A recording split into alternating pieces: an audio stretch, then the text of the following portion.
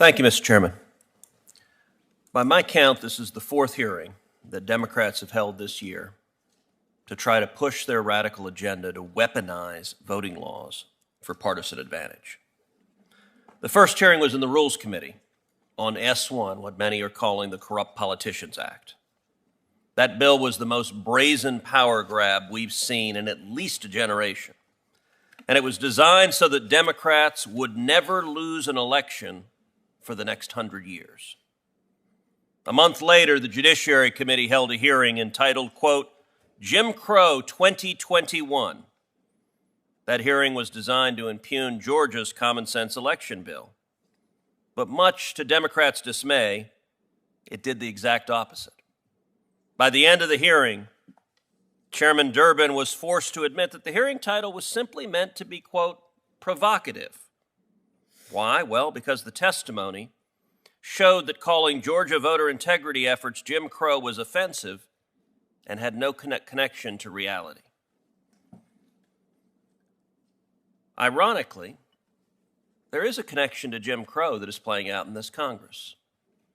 The original Jim Crow laws were laws that were written by Democrats, designed to prevent the voters from voting Democrats out of office. And they worked brutally effectively. Now, in today's Democratic Congress, we again see Democrats wanting to change the rules so that the voters cannot vote Democrats out of office. There's a consistency to it, but it's not the consistency that fits the political narrative from the Democratic Party. Just recently, in July, this subcommittee held yet another hearing where Democrats argued for Congress to overturn two Supreme Court decisions, Shelby County versus Holder and Brnovich versus Democratic National Committee. But the facts in the testimony at the hearing demonstrated that both decisions were indisputably correct. These hearings are having an effect on the national conversation, but not the one that the Democrats want. The more that Democrats talk about their voting bills, the less popular they become, because people see them for what they are, naked partisan power grabs. This hearing is ostensibly on practice-based preclearance, and I expect that it will be no different. When it comes to election law, Democrats have failed to get their way in state houses across the country.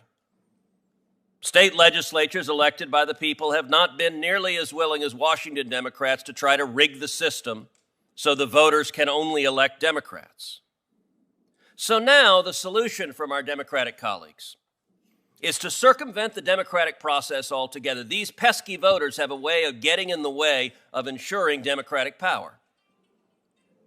And instead, to give unelected, far-left bureaucrats total veto power over democracy.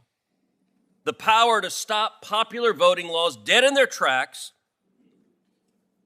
That is mildly given the Orwellian name, practice-based preclearance. Here's how it would work. Every state and local government across the country would have to submit on bended knee to Kristen Clark and Vanita Gupta, two of the most radical left-wing Democratic activists to ever walk the halls of the Department of Justice, also advocates for abolishing the police. You want to understand where they fall in the mainstream? Even our Democratic colleagues claim they don't support abolishing the police. Well, the overlords that they would give veto power over every election law in America have both publicly, repeatedly, in writing, advocated for abolishing the police. And those overlords, those partisan activists, would be given the power to set aside laws adopted by legislatures, elected by the people. Remember this. It's essential in Democratic rhetoric that they claim to support democracy.